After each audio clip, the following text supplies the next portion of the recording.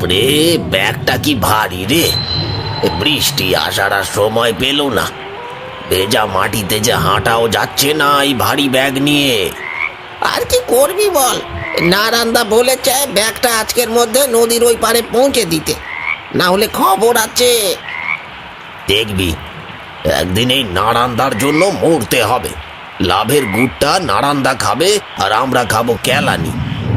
না না না না না, আমি আর এইসব কাজে নেই। আমি এবার নারান্দার কাছে কাজ ছেড়ে দেব। অত সহজে কি কাজ ছাড়া যায় রে হারু? তুই না চাইলেও তোকে জোর করে কাজ করাবে নারান্দা। সারা দিন ভ্যাপসা গরম, পরিবেশকে ঠান্ডা করার জন্য নেমেছে ঝিরঝিরে বৃষ্টির ফোঁটা।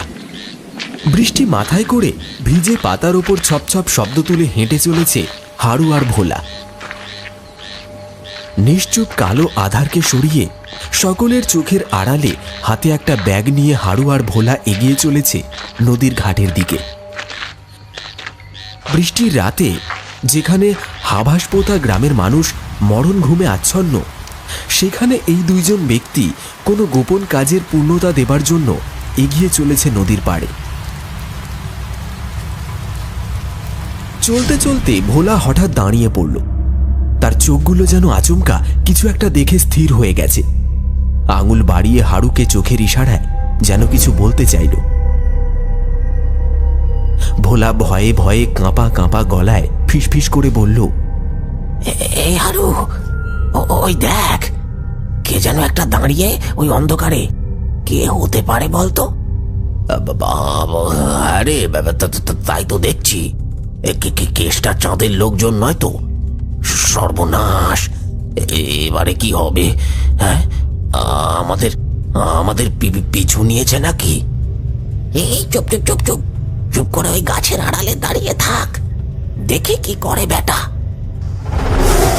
ভোলা আর হারু এই গ্রামের নরেন সামন্তর লোকজন। অন্যদিকে কেষ্টা চাঁদ গোড়াই আর নরেন দুজনেই এই হাভাসপোতা গ্রামের মোড়ল। দুই মোড়লের রোষারশিতে গ্রামের মানুষের প্রাণ ওষ্ঠাগত হয়ে উঠেছে। দূরে গাছের আড়ালে কাউকে দেখতে পেয়ে হারু আর ভোলা ভয় পেয়ে যায়। তারা চুপ করে গাছের আড়ালে দাঁড়িয়ে থাকে। নির্জন পরিত্যক্ত জনমানব শূন্য এই জঙ্গলে একাকী এই দুই ব্যক্তি কোন চক্রান্তের ঘোটালা বাঁধিয়ে চলেছে লোকচক্ষুর আড়ালে কে জানে। সামনের অজ্ঞাত লোকটি সামনের ঝোপের আড়ালে চলে গেল। ভোলা বলল, তাড়াতাড়ি বাঁচালা হারু, জায়গাটা মোটেও নিরাপদ না। এ মনে হচ্ছে আমাদের উপর কেউ নজর রাখছে, পালা এখান থেকে। সত্যি তাদের অজান্তে কিছু জ্বলন্ত চোখ তাকিয়ে আছে তাদের দিকে, যেন সুযোগ পেলেই ঝাঁপিয়ে পড়বে তারা তাদের শিকার ধরতে। খানিকটা অস্বস্তি আর এক রাশ ভয় নিয়ে তারা যথাসাধ্য পা চালিয়ে এগিয়ে চলল সামনের দিকে। কিরে ভোলা, ঘাটে তো কাউকে দেখতে পাচ্ছি না। এবার কি হবে? এবার নদী পার হব কি করে? এবার যদি কেষ্টা চাঁদের লোকজন এইখানে চলে আসে, তাহলে তো দুজনকে কেটে একেবারে নদীতে ভাসিয়ে দেবে। দাঁড়া দাঁড়া, ওই দেখ একটা নৌকো, ওটা করে ওই পারে যাব। ওটা তো পচার নৌকো। ওই তো পচার কুড়ে দেখা যাচ্ছে। ব্যাটা মনে হয় ওইখানে আছে। চল চল চল, তুলে নিয়ে আসি। তারা দুজনে এগিয়ে গেল পচার কুড়ের দিকে। কাঠের ভাঙা দরজার সামনে গিয়ে দাঁড়ালো তারা।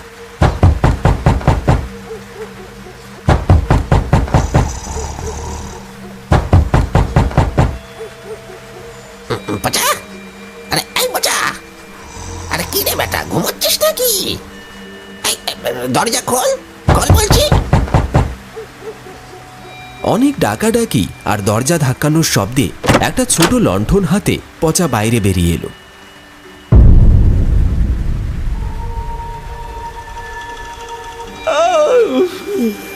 কি ব্যাপার কাকা, এত রাতে তোমরা? আরে তাড়াতাড়ি চল, তো নৌকা করে আমাদের দুজনকে ওই পারে পৌঁছে দিয়ে আসবি। না না কাকা, অনেক রাত হয়েছে, এত রাতে আমি নৌকো নিয়ে নদীতে যেতে পারবো না। ওরে বাপ আমার, উনি এখন পড়ে পড়ে ঘুম হবেন। আবার তাড়াতাড়ি চল বলছি, নইলে নদীর ঘাটে তো নৌকো চালানো ঘুচিয়ে দেবো। এত রাতে কেন ঝামেলা করছো? যবে থেকে হারানবাজি খুন হয়েছে তবে থেকে নদীতে সন্ধ্যের পর নৌকা চলাচল বন্ধ। আগে খুনি ধরা পড়বে, তারপরে আবার নৌকো চলাচল শুরু হবে। কথাটা শোনার পরেই হারু ভোলার দিকে তাকিয়ে ঘাড় বেঁকিয়ে কি যেন একটা ইশারা করল। আর ঠিক তখনই হারু তার পকেট থেকে একটা ধারালো অস্ত্র বের করল। অন্ধকারের মধ্যে ফলাটা যেন ঝকঝকিয়ে উঠল। এই এই শালা, তুই যাবি কিনা বল, নয়তো এক্ষুনি টেনে দেবো বলে দিলাম। পুরো খালাস হয়ে যাবি। এই বৃষ্টির মধ্যে দাঁড়িয়ে দাঁড়িয়ে অনেক বক বক শুনছি তোর তখন থেকে। চল চল বলছি, চল। রীতিমতো জোর করে প্রাণের ভয় দেখিয়ে তারা পচাকে রাজি করালো। ভয়ে ঠকঠক করে কাঁপছে সে, তখনও বুকের কলিজাটা ধুকপুক করছে। ভয়ে ভয়ে দাঁড় বাইছে সে।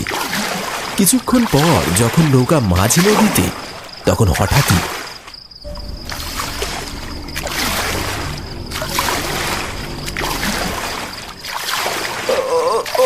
ও কি? ওটা কি? ব্যাগে করে তোমরা কি নিয়ে যাচ্ছ? এত এত রক্ত কোথা থেকে আসছে? হ্যাঁ, এত রক্ত কোথা থেকে আসছে? পচার চিৎকার শুনে হারু আর ভোলা ব্যাগের দিকে তাকিয়ে দেখল, এই ঝিরঝির বৃষ্টিতে ব্যাগ থেকে গল গল করে রক্ত চুইয়ে নৌকার পাটাতন ভেসে যাচ্ছে। সত্যি সত্যি সত্যি বলো, এই ব্যাগে করে তোমরা কি নিয়ে যাচ্ছ? হ্যাঁ, এই, এই, এই, একদম চিৎকার করবি না, চুপ কর বলছি। তুই তো নৌকো চালা, তোরা তো জেনে কাজ কি? আমার প্রথম থেকেই সন্দেহ হয়েছিল তোমাদের ওপর। নিশ্চয়ই তোমরা কাউকে খুন করে পাচার করছো। আমি দেখবো, আমি দেখবো। বলেই দাঁড় ফেলে দিয়ে এগিয়ে আসে পচা। ব্যাগের চেইন খুলে দেখার জন্য সে খুব উদ্যত হয়ে ওঠে। শুরু হয় তাদের মধ্যে ব্যাগ নিয়ে টানাটানি। এই, ছাড় বলছি, ছেড়ে দে। এই পচা ব্যাগটা ছাড়, বেশি বাড়াবাড়ি করলে কিন্তু খুব খারাপ হয়ে যাবে। মরতে হয় মরবো, তবু আমি দেখেই ছাড়বো। এই ব্যাগে কি আছে? হ্যাঁ, এই, ছাড় বলছি, ছেড়ে দে। টানাটানিতে ব্যাগের চেনটা খুলে ফেলতেই সেখান থেকে বেরিয়ে পড়ে সদ্য টাটকা কাটা মানুষের মাথা। কাটা মাথাটা নৌকার পাটাতনের উপর গড়াগড়ি খেতে লাগলো। গল গল করে রক্ত ঝরছে। এই দৃশ্য দেখে পচা তো সেখানে মাথা ঘুরে পড়ে যাওয়ার উপক্রম। তার মানে তোমরা সবার চোখের আড়ালে লাশ পাচার করছিলে? বলে দেবো, আমি সবাইকে বলে দেবো। তার মানে গ্রামে যারা মারা গেছে তাদেরকে তোমরাই মেরেছো? হ্যাঁ, মেরেছি। যারা যারা আমাদের সত্যি জেনেছে তারাই মরেছে। লাশ পাচার করলে কত ইনকাম হয় জানিস? এখন তুই সবটা জেনেছিস, তোকেও মেরে পাচার করব। না না, আমার দিকে এগোবে না। আমার ভুল হয়ে গেছে, আমি কাউকে কিচ্ছু বলবো না। আমায় আমায় ছেড়ে দাও, ছেড়ে দাও আমায়। ও, এত কথা বলার কি দরকার? দে দে ব্যাটার গলার নলিটা কেটে দে। আজ ওর লাশটা পাচার করব, কিছু উপরি হয়ে যাবে। আমাদের আমাদের পর্দা ফাঁস করবে। বেটার এত সাহস! আজকের পর থেকে না থাকবে পাঁচু, আর না থাকবে প্রমাণ।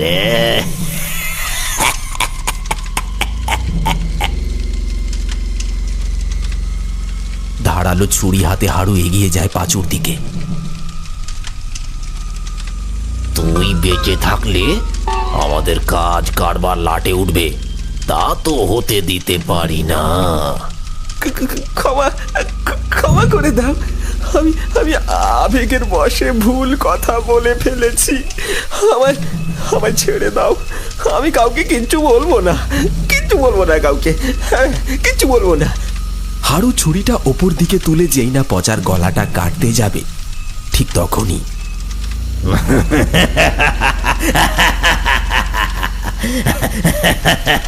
ওরে বাবা রে, হারু, ওই দেখ রে ভাই, ওটা ওটা কি? ছইয়ের ভেতরে ওটা কি? কি কি ওটা? ভোলার চিৎকারে সবাই অন্ধকার মাখা ছইটার দিকে তাকালো। সেখানে দুটো লাল লাল ভাটার মতো আলো জ্বলছে, আর সাদা চকচক করে উঠল ধারালো দাঁতের শাড়িটা।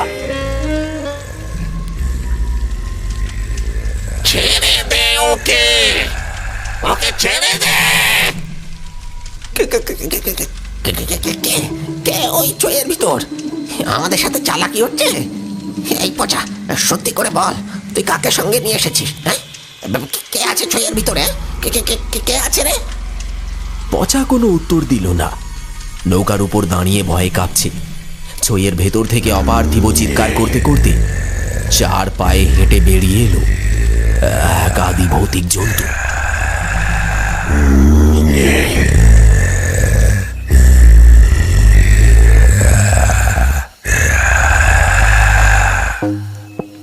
রে হারু, চিনতে পারছিস আমাকে? আজ তোকে তোর পাপের শাস্তি দেব, শাস্তি দেব। চিৎকার করে হারুর গায়ের উপর ঝাঁপিয়ে পড়ল সেই পিশাচ। আর হির হির করে টানতে টানতে সেই ছইয়ের ভিতরে নিয়ে চলে গেল।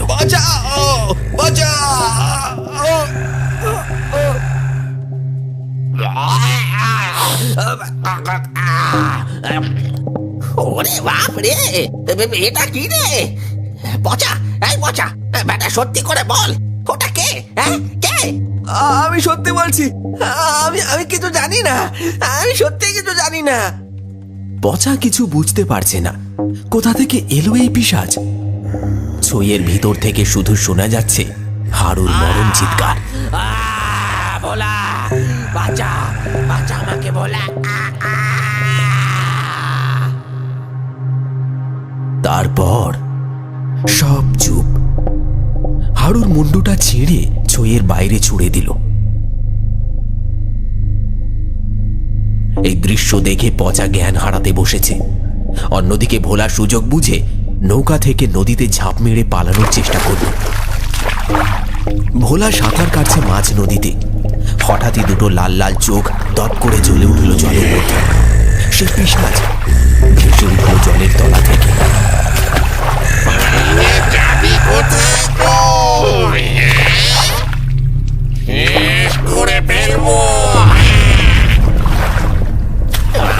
আমার কোনো দোষ নেই, আমায় ছেড়ে দাও, আমি কিছু করিনি।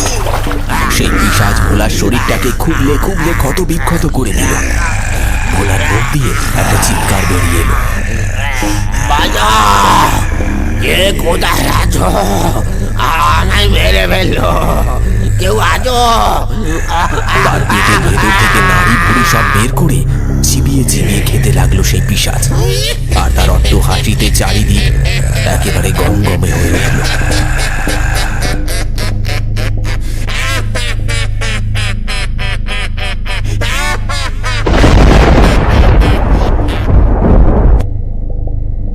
যেন রাতের জোনাকিরাও ভয় পেয়েছে।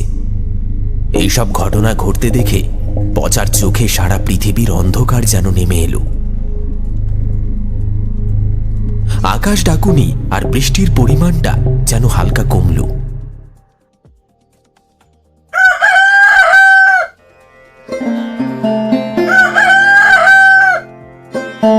নদীর ধারে অনেক লোকের জমায়েত হয়েছে, কারণ নদীতে দুটো লোকের লাশ ভাসছে, একটা হারু আর একটা ভোলার। সবার মুখে একটা ভয়ের ছাপ। কি ব্যাপার অফিসার, এইভাবে আমার লোককে কে খুন করলো? দেখুন, আমি আপনাকে 24 ঘন্টা সময় দিচ্ছি, তার মধ্যে আমার সব তথ্য চাই, নয়তো আপনার চাকরি আমি রাখবো না। আপনি এত উত্তেজিত হবেন না, আমি সব ব্যবস্থা করছি। 24 ঘন্টার মধ্যে দোষীকে আপনার সামনে হাজির করব। এই, কে আছো? বডিটা পোস্টমর্টেম করতে পাঠাও। নরেন সামন্ত ওরফে নারান্দা এই এলাকার ডন। আচ্ছা আচ্ছা বড় মাপের মানুষ তার পা চেটে চলে। পুলিশ, কোর্ট কাছারি তার পকেটে। তার লোক খুন হয়েছে মানে সেটা কম কথা নয়। বেশ বড় সড়ই একটা ঘাটাল বাঁধতে চলেছে। পুলিশের ঠেলাঠেলিতে যে যার ঘরের দিকে রওনা দিল। পুলিশ ইন্সপেক্টর বডিগুলোকে পোস্টমর্টেম করতে পাঠায়। দেখুন, আমার মনে হয় আপনি কিংবা আপনার লোকরা যাদের খুন করেছে তাদেরই কেউ প্রতিশোধ নিচ্ছে। আমি এত কিছু শুনতে চাই না। তাহলে কারি কারি টাকাটা কি করতে দিচ্ছি? খুঁজে বার করুন কে এই কাজটা করেছে। বাবা, টাকা দিয়ে আপনি আমাদের মুখ বন্ধ করেছেন। তবে ছোট মুখে একটা কথা বলি, যে আপনার লোকেদের মারছে সে প্রতিশোধ নেওয়ার জন্য আপনাকেও মারতে আসবে। বুড়ো বটতলার মাচায় বসে গল্প করছে গ্রামের চাষাভুষো মানুষজন। আর সেখানে আজ গল্পের মধ্যমণি পচা। কাল রাতে যা দেখেছে সব খুলে বলছে। খুড়ো, নরহরি আর জহর সবাই হা করে পচার গল্প শুনছে। মাঝে মাঝে হাতের আধ পোড়া বিড়িটায় টান দিচ্ছে। এসব বলছিস রে পচা? সেই পিশাচ তোকে কিছু করলো না? সেটাই তো ভাবছি। হারু আর ভোলা কাকাকে মারলো, কিন্তু আমাকে কিছুই করলো না। ওই ব্যাটাগুলোকে কাকা বলিস না, শালাগুলো মরেছে ভালোই হয়েছে। ওদের জন্য এই গ্রামে টেকা দায় হয়েছিল। এটা তুমি ঠিক কথা বলেছ খুড়ো। ওরাই তো জমিদার বাবুর ডান হাত ছিল। সব খুন লুটপাট ওরাই তো করতো। যেই মারুক ভালো কাজ করেছে, শুধু পড়ে রইল জমিদার। ওটা মরলে গ্রামবাসীরা বাঁচে। ওরে বাপধন, মুখে একটু লাগাম দে। যা হার বজ্জাত জমিদার, তোর কথা কানে গেলে তোকে ভিটে ছাড়া করবে। ও খুড়ো, এখন আমি কি করব? ওই জমিদার যদি জানতে পারে সবকিছু আমি জানি, তাহলে তো আমাকেই খুনি বলে মনে করবে। তখন আমার কি হবে? শোন, এই কদিন তুই একটু গা ঢাকা দিয়ে থাক। কেউ কিছু জিজ্ঞেস করলে বলবি আমি কিছু জানি না। তবে আমিও বলছি খুড়ো, হারান কাকার মতো লোককে খুন করেছে ওই জমিদার। ওকে মরতেই হবে। সুযোগ পেলে আমি খুন করে মারব। আহা, এত মাথা গরম করিস না, শুধু দেখে যা কি কি হয়। পরপর 3 জন লোক খুন হবার পর থেকে পুলিশ টহল দিচ্ছে সকাল থেকে। আকাশটা গড়গড় করে উঠল। পশ্চিম কোণ ঘেঁষে বিদ্যুৎ খেলে গেল। মাচায় সবাই এইসব নিয়ে আলোচনা করছিল। সবারই মনে জমিদার বাবুর প্রতি ঘৃণা বাসা বেঁধে আছে।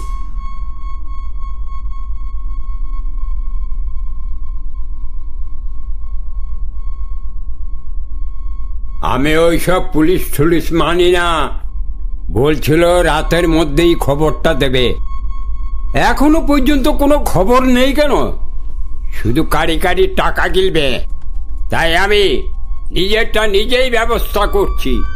বৃষ্টিতে ভিজে ভিজে দরজার সামনে একজন এসে দাঁড়ালো, চোখে মুখে চাদর চাপা। বাবু, বাবু, ওই পচা মাঝি, ও সব ব্যাপারটা জানে। ও আমায় সব বলেছে।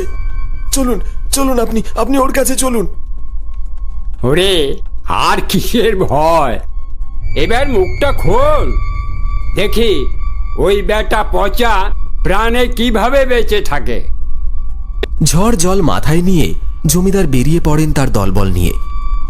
প্রথমে বটতলা যায়। সেখানে কাউকে না পেয়ে সেই নদীর পাড়ে তার কুঁড়ে ঘরে যায়। এই পচা, দরজা খোল, দরজা খোল বলছি। দরজাটা যেন শুধু ভেজানো ছিল। এক ধাক্কায় হুড়মুড়িয়ে খুলে গেল দরজাটা। পচা যেন তাদের জন্যই দরজা খুলে অপেক্ষা করছিল। জমিদার বললেন, এই যা তো, ওই বেটাকে বাইরে বার করে নিয়ে আয় তো। আগের দিন বেঁচে গিয়েছিল, আজকে কে বাঁচাবে? 2 জন ঘরের মধ্যে প্রবেশ করল। ঘরটা পুরো ফাঁকা, শুধু লণ্ঠনের আলোটা মিটমিট করে জ্বলছে। পচা, এই পচা, আরে কোথায় রে? বাইরে বেরিয়ে আয়। লুকিয়ে লুকিয়ে ভয় দেখানো হচ্ছে। যা যা, ব্যাটাকে ধরে নিয়ে আয়। আজ নিচে হাতে মারবো।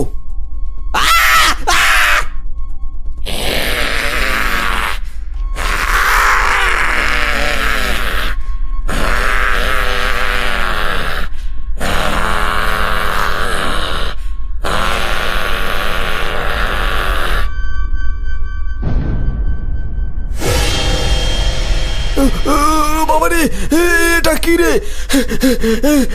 শালা পচা এটা কাকে ঘরে এনে রেখেছে? প্রাণে বাঁচতে হলে এক্ষুনি পালাতে হবে। জহর পালাতে যাবে দেখে দরজা আটকে দাঁড়ায় পচা। রাগে ক্ষোভে তার মুখ লাল হয়ে উঠেছে। আজ আজ তোদের সব পাপের শাস্তি দেব। অনেক মানুষকে খুন করেছিস। আমার আমার ভুল হয়ে গেছে, টাকার লোভে খুন করেছি। আমায় মাফ করে দে পচা, আমায় মাফ করে দে। শালাগুলো ভেতরে কি করছে? এটা কি? কার চিৎকার এইটা? কি করছে এই বেটাগুলো? জমিদার বাবু তাড়াতাড়ি ঘরের ভিতর ঢুকে আসে। তারপর নিজের চোখে যে ভয়ঙ্কর দৃশ্য দেখল তাতে বাক রুদ্ধ হয়ে যায়। এক পিশাচ জহরের গলা টিপে ধরেছে, ছটফট করছে সে। রে শয়তান, এসেছিস? ওর জন্যেই অপেক্ষা করছি। তোরা কারা? আমার লোকেদের এইভাবে মারছিস কেন? ছেড়ে দে, ছেড়ে দে ওকে। কেন শয়তান, চিনতে পারছিস না? আমি হারাধন। মনে পড়ে সেই দিন রাতের কথা? ছাড়বো না, কাউকে ছাড়বো না। আমার ফুটফুটে মেয়ে, তাকে তোরা বাইরে পাচার করেছিস শয়তান। এভাবে গ্রামের কত ছেলে মেয়েকে পাচার করেছিস। সব কটাকে গ্রাম ছাড়া করব, সব কটাকে। আগে নিজে তো বাঁচ, তারপরে তো আমাকে গ্রাম ছাড়া করবি। তোকে মেরে এইখানে একেবারে ভাসিয়ে দেব, কেউ সন্দেহ করবে না। তোরা আমাকে মেরে ফেললেও তোদেরকে আমি ছাড়বো না। বেটা বড্ড বেড়েছে। এই, মেরে নদীতে ভাসিয়ে দে, সব কথা বন্ধ হয়ে যাবে। সেদিন তুই আর তোর লোকজন আমাকে মেরে নদীতে ভাসিয়ে দিলি। এই সব কিছু পচা আড়াল থেকে দেখেছিল। প্রতিশোধ নেওয়ার জন্য পচা আমাকে ডেকে নিয়ে এসেছে। তোকে মেরে আমার প্রতিশোধ পূরণ করব। আমার ভুল হয়ে গেছে, আমার ভুল হয়ে গেছে হারাধন, আমাকে ক্ষমা করে দে।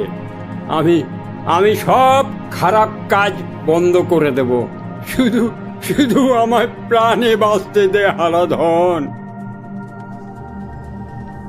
তোর মতো নরকের কীট এই পৃথিবীতে বেঁচে থাকার কোনো অধিকার নেই।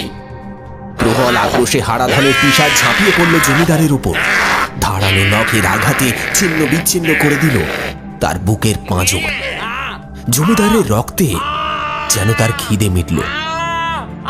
এইসব দৃশ্য পচা দাঁড়িয়ে দাঁড়িয়ে দেখছিল আর ভাবছিল, পাপের শাস্তি মৃত্যু। প্রতিশোধ নিয়ে সেই পিশাচ যেখান থেকে এসেছিল সেখানেই ফিরে গেল।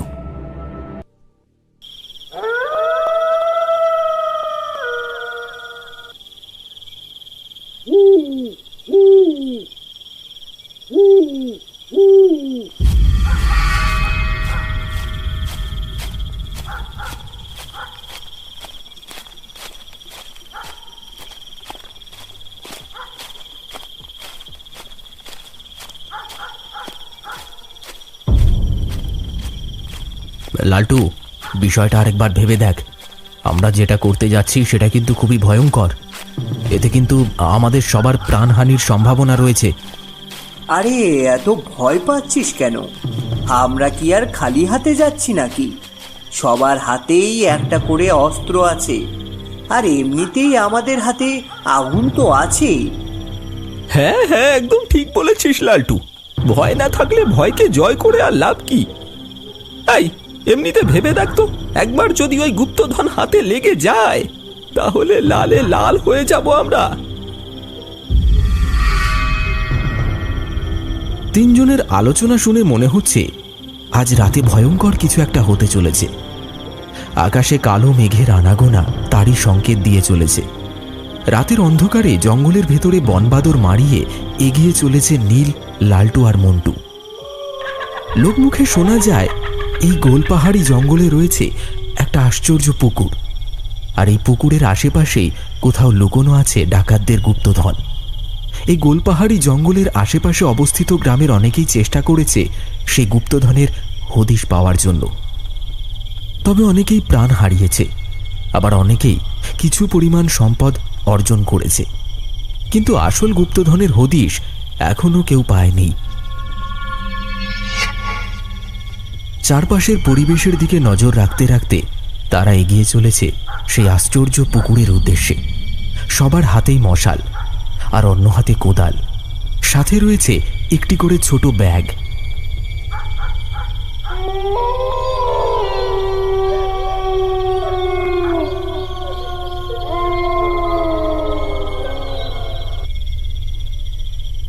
কিরে, চলে তো এলাম, কিন্তু এবার কোথা থেকে শুরু করবি খোঁজা? নীলের কথা শুনে লালটু আর মন্টু চারপাশের পরিবেশটা একবার ভালো করে চোখ বুলিয়ে নেয়, যেন কোনো সংকেত খোঁজার চেষ্টা করছে। তারা শুনেছিল কোনো এক বড় পাথরের পেছনে রয়েছে সেই গুপ্তধনের কাছে পৌঁছানোর রাস্তা। মন্টু বলল, ওই দেখ, ওইখানে একটা বড় পাথরের ঢিবি পড়ে আছে। চল চল, ওইখান থেকেই শুরু করি খোঁজা। তারা দেখতে পেল পুকুরের অপর প্রান্তে একটা মস্ত বড় গাছের পিছনে একটা বড় পাথরের ঢিবি পড়ে আছে। তারা সবাই এগিয়ে গেল সেই ঢিবিটাকে লক্ষ্য করে। ওই শোন সবাই, এই পাথরের গা ঘেঁষে মাটি খোলা শুরু কর। সবাই একসাথে মাটি খোঁড়া শুরু করলো। গুপ্তধনের নেশায় তারা খেয়াল করল না তাদের অজান্তেই কিছু জ্বলন্ত চোখ নজর রেখে চলেছে তাদের দিকে। অন্ধকারের বুক চিরে সেই জল জল চোখগুলো যেন সুযোগ খুঁজছে তাদের উপর ঝাঁপিয়ে পড়ার। কালো মেঘের দল এসে জমা হচ্ছে তাদের মাথার উপর। ঝিরঝির করে বৃষ্টি পড়া শুরু হয়েছে, আর মশালের আগুনগুলো যেন আস্তে আস্তে ক্লান্ত শরীরে আত্মপ্রকাশ করছে। আর ঠিক তখনই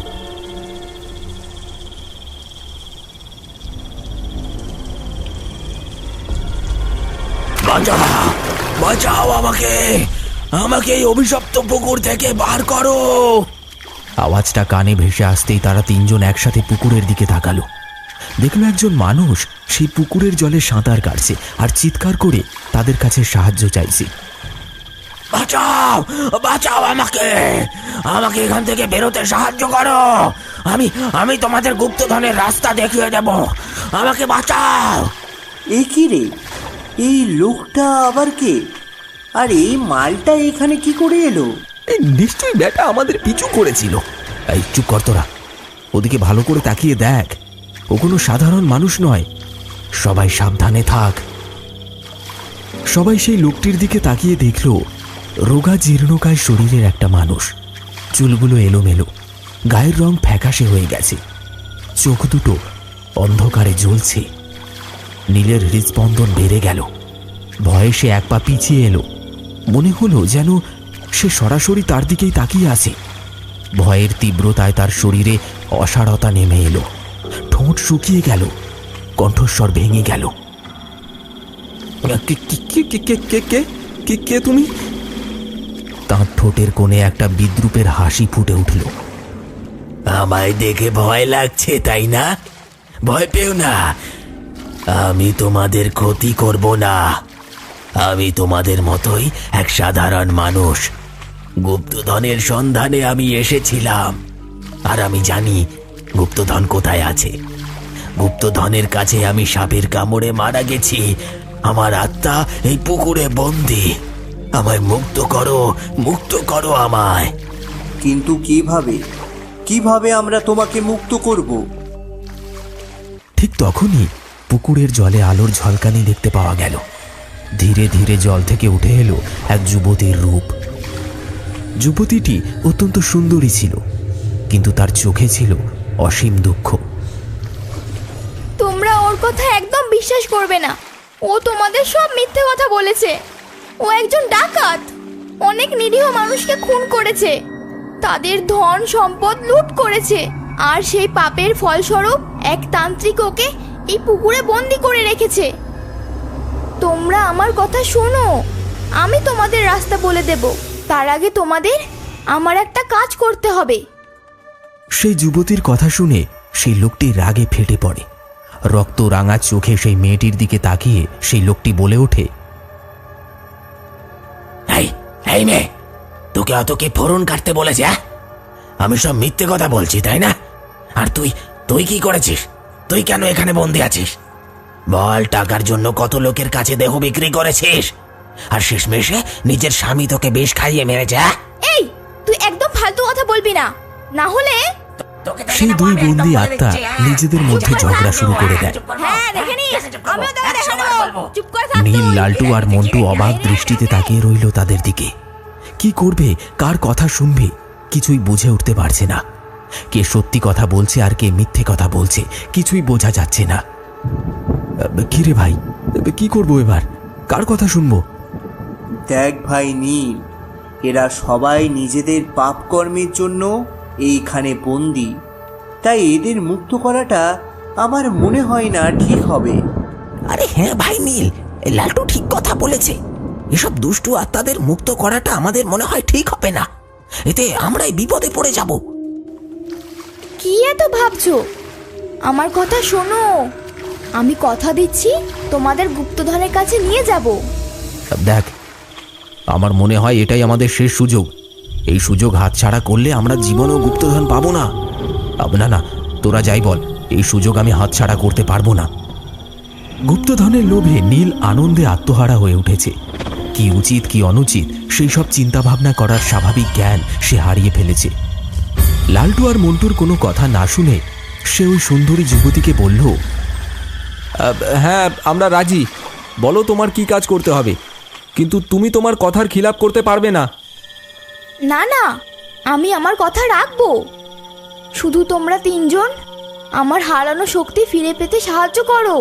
হ্যাঁ আমরা সাহায্য করব, বলো কিভাবে তুমি তোমার শক্তি ফিরে পাবে। তোমরা তিনজন তোমাদের শরীরের এক ফোঁটা করে রক্ত আমার উদ্দেশ্যে উৎসর্গ করো, তাহলেই আমি আমার শক্তি ফিরে পাবো। শুধু বলবে, কমলা, আমি আমার শরীরের রক্ত তোমাকে উৎসর্গ করলাম। মেয়েটির মুখে এইরূপ অদ্ভুত শর্ত শুনে নীল, লালটু আর মন্টু অবাক হয়ে যায়। আকাশে চাঁদের আলো ঝলমল করছে। জঙ্গলের কোলে ঘুমিয়ে আছে নিস্তব্ধ রাত। তার সাথে শোনা যাচ্ছে ঝিঁঝি পোকার ডাক আর মাঝে মাঝে কুকুর শিয়ালের কান্না। এছাড়া আর কোনো শব্দ নেই। না না নীল, এই কাজ করা আমাদের একেবারে ঠিক হবে না। ও একটা অদ্ভুত আত্মা, ওর উদ্দেশ্যে রক্ত উৎসর্গ করা আমাদের বোকামি হবে। মুক্ত হবার পর ওই আত্মা যদি আমাদের ওপর আক্রমণ করে, চল সবাই এখান থেকে চল। গুপ্তধনের লোভে নীল বুঝে উঠতে পারছে না সে কি করবে।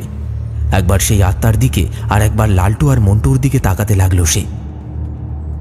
দাঁড়া দাঁড়া তোরা, আমার মনে হয় তেমন কিছুই হবে না। এই সুযোগ হাতছাড়া করলে আমরা জীবনেও গুপ্তধন পাবো না। আরে কেন জিদ করছিস নীল? এতে আমাদের জীবন নিয়ে টানাটানি হবে। যেতে হলে তোরা যা, আমি নিজের রক্ত দিয়ে ওই মেয়েকে মুক্ত করব, আর তারপর সব গুপ্তধন আমার হবে। মেয়েটির মুখে ফুটে ওঠে একটা বাঁকা হাসি। সে যা চেয়েছে তাই হতে যাচ্ছে, শুধু আর কিছুক্ষণের অপেক্ষা মাত্র। নীল সব গুপ্তধন পেয়ে যাবে, এই বিষয়টাকেও মেনে নিতে পারছিল না লালটু আর মন্টু। মন্টু বলল, ঠিক আছে, আমরাও তোর সাথে আছি। কমলা, আমি আমার রক্ত তোমাকে উৎসর্গ করলাম। নীল, লালটু আর মন্টু নিজেদের হাত কেটে সেই পুকুরের জলে কমলার উদ্দেশ্যে রক্ত উৎসর্গ করে। সাথে সাথে পুকুরের জলের রং লাল হয়ে ওঠে। হাসতে হাসতে বেরিয়ে আসে কমলার আত্মা। মুক্তি, মুক্তি পেলাম আমি। তুমি যেমনটা বলেছিলে আমরা করেছি। এবার এবার আমাদের গুপ্তধনের কাছে নিয়ে চলো। অবশ্যই অবশ্যই নিয়ে যাব, আর তারপর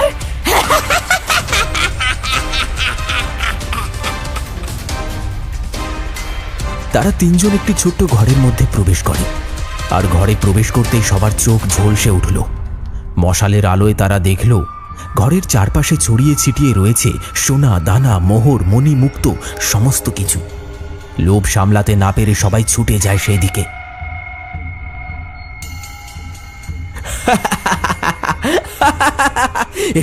এসব গুপ্তধন আজ থেকে আমাদের। আমরা বড় লোক হয়ে যাব। মন্টু, লালটু, সবাই সবাই ব্যাগ ভর্তি করে নে, সবাই ব্যাগ ভর্তি করে নে। আমি আমার কথা রেখেছি, এবার আমি নিশ্চিন্তে তোদের খেতে পারবো। আমার খিদে পেয়েছে, 20 বছর ধরে আমি না খেয়ে এই পুকুরে বন্দি হয়ে রয়েছি। মানে তুমি কি বলছো? আমরা আমরা তোমাকে সাহায্য করেছি, তোমার বন্দি জীবন থেকে মুক্তি পেতে সাহায্য করেছি তোমায়। আমাদের সাথে এইভাবে বিশ্বাসঘাতকতা করতে পারো না। তোরা আমার কথা রেখেছিস, আমি তোদের গুপ্তধন দিয়েছি, এবার আমার খিদে পেয়েছে। কথা শেষ করে আস্তে আস্তে কমলা তার নিজের আসল রূপে ফিরে আসে। কমলার বিভৎস রূপ দেখে সবাই ভয় পেয়ে যায়। আমি আমি বারবার বলেছিলাম তোদের, এইসব দুষ্টু আত্মাদের কখনোই স্বভাব পাল্টায় না। প্রাণ বাঁচাতে হলে পালা, তাড়াতাড়ি তাড়াতাড়ি পালা। ওরা পালাতে যাবে, ঠিক তখনই বিদ্যুৎ বেগে কমলার ভূত ঝাঁপিয়ে পড়ে নীলের ওপর।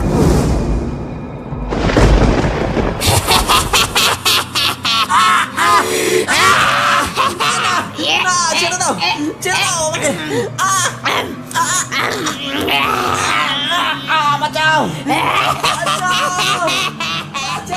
তার ধারালো নখের শাড়ি ফালা ফালা করে দেয় বুকের পাঁজর। প্রচন্ড যন্ত্রণায় চিৎকার করতে থাকে নীল, আর কমলা হাসতে হাসতে তার বুকের মাংস ছিঁড়ে খেতে লাগে। নীলের বুক চিরে বার করে নিয়ে এলো তার বুকের কলিজাটা, তারপর পরম তৃপ্তিতে চেটে পুটে খেতে লাগলো।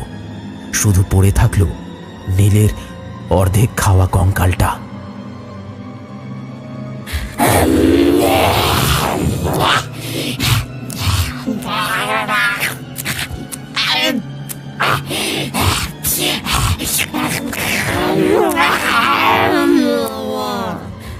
লালটু চিৎকার করে বলে ওঠে, পালা মন্টু পালা, এইখানে আর এক মুহূর্ত নয়, না হলে এই বিশ্বাসঘাতিনী আমাদের দুজনকে মেরে খেয়ে ফেলবে। পালা। কথা শেষ করে তারা দুজন সেখান থেকে ছুটে পালালো। 20 বছর পর মানুষের রক্তের স্বাদ যেন তাকে আরো হিংস্র করে তুলেছে। তখনও তার নাকে ভেসে আসছে তাজা রক্তের গন্ধ। সে তার লম্বা জিভটা বার করে একবার চেটে নিল তার ঠোঁটে আর দাঁতে লেগে থাকা বাকি রক্তটুকু। তারপর আকাশের দিকে তাকিয়ে হিংস্র প্রাণীর মতো চিৎকার শুরু করলো কমলা।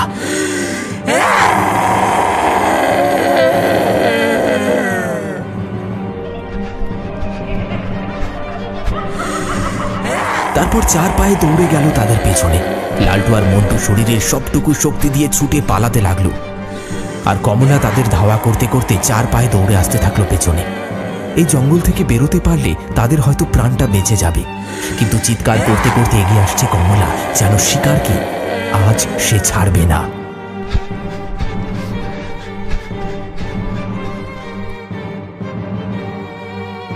এ কি রে মন্টু, আমরা তো ছুটতে ছুটতে সেই পুকুরের কাছে এসে গেছি।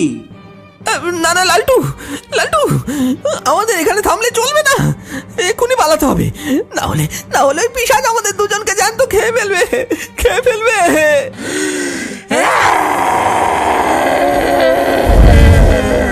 তারা দুজন পালাতে যাবে, ঠিক তখনই তারা দেখতে পেল তাদের পেছনে এসে দাঁড়িয়েছে সেই পিশাচ।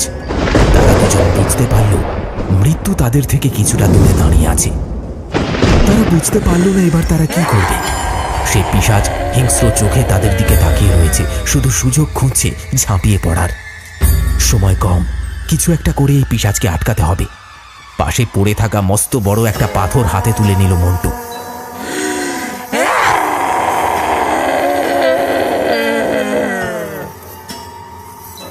আমাদের দিকে 1 পা এগোলেই এই পাথর দিয়ে তোকে শেষ করে ফেলবো।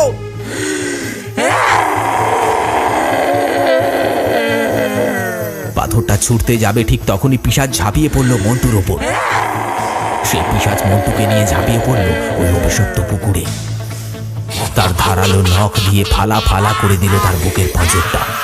ফিনকি দিয়ে রক্ত ছিটকে পড়ল লালটুর সারা শরীরে, আর জ্যান্ত চিড়ে খেতে শুরু করলো মন্টুর শরীরটাকে। মৃত্যু যন্ত্রণায় চিৎকার করতে লাগলো সে, কিন্তু কোনো উপায় নেই।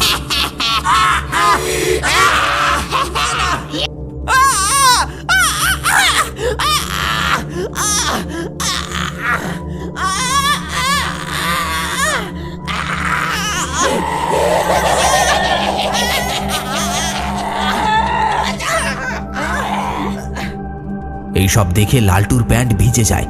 সে নিজের চোখে নিজের মৃত্যুকে যেন দেখতে পাচ্ছে। আর কিছুক্ষণের অপেক্ষা মাত্র, তারপর একইভাবে তার মৃত্যু হবে এই পিশাচের হাতে।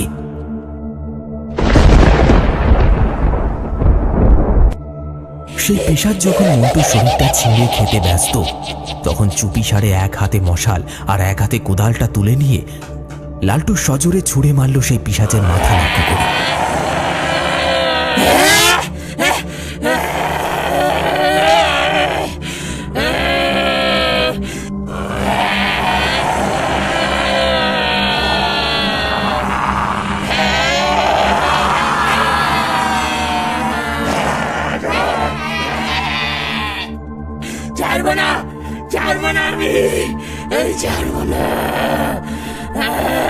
তোর এত বড় সাহস, তুই আমাকে মারলি? আজ তোকে সবচেয়ে ভয়ঙ্করতম মৃত্যু দেব। রাগে চিৎকার করতে করতে এগিয়ে আসছে সেই পিশাচ। ভয়ে এক পা করে পিছিয়ে যেতে লাগলো লালটু। আর কোনো রাস্তা নেই, বাকি দুজনের মতো তাকেও মরতে হবে। পিশাচ যেই না ঝাঁপিয়ে পড়তে গেল তার উপরে, ঠিক তখন এক সাধুর উদয় হলো। ওইখানেই থেমে যা, নয়তো তোর পরিণাম ভালো হবে না। লালটু দেখল তার সামনে এক জটাধারী বাবা সাধু এসে দাঁড়িয়েছে। লালটু বলল, বাবা, আপনি আমাকে বাঁচান। হে পিশাচ আমার দুই বন্ধুকে মেরে খেয়ে ফেলেছে। আমি সব জানি তোরা কেন এখানে এসেছিস। তোদের এই পরিণাম তোদের লোভ। বাবা, আমাদের ভুল হয়ে গেছে, আমাদের ক্ষমা করে দিন বাবা। আচ্ছা ঠিক আছে, তার আগে এই পিশাচকে জব্দ করতে হবে।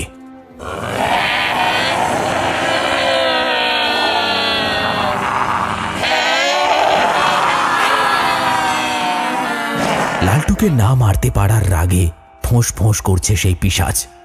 তুই এখন চলে যা সাধু, ও আমার শিকার। তোর জন্য 20 বছর আমি এই পুকুরে বন্দী হয়ে নরক যন্ত্রণা ভোগ করেছি। এখন আমি মুক্ত, তুই আমাকে আর বন্দী করতে পারবি না। আমি কি পারি আর না পারি সেটা তুই ভালো করে জানিস। এতদিন পর তোর স্বভাব চরিত্র পাল্টায়নি। এতক্ষণ দাঁড়িয়ে দাঁড়িয়ে লালটু তাদের কথাবার্তা শুনছিল।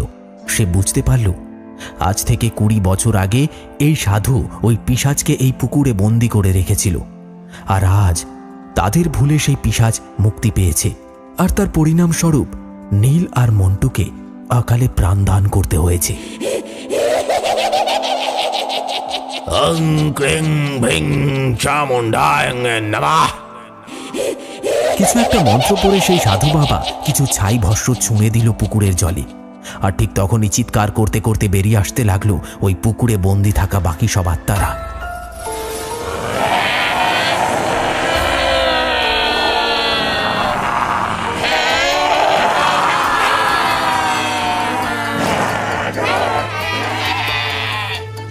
এটা তুই কি করলি শয়তান সাধু?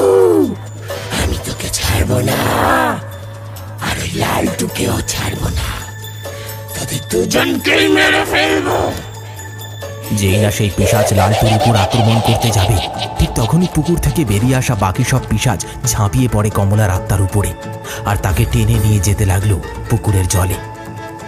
আমাকে এইভাবে বন্দি করতে পারবি না, আমি আবার আসবো, আর তখন শেষ করবো তোকেই আগে। দেখতে দেখতে সেই পিশাচের দল কমলাকে টানতে টানতে নিয়ে চলে গেল পুকুরের জলে। এই রক্ষা কবচটা রাখো,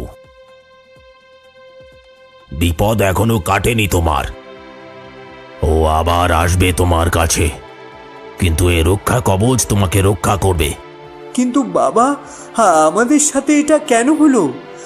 আমরা কি ভুল করেছিলাম? ওই পিশাচ কথার জালে তোমাদের ফাঁসিয়েছে। মনে পড়ে ওই পিশাচ কি বলেছিল? ও তোমাদের নিজের কাছে উৎসর্গ করিয়ে নিয়েছিল, তাই এভাবে মারতে হলো। গুপ্তধনের নেশা ভুলে যাও, ওই সম্পদ অভিশপ্ত। এই নাও তোমার ব্যাগ, এটা নিয়ে বাড়ি ফিরে যাও। এইদিকে ভুলেও এসো না, আর আসলেই বিপদ।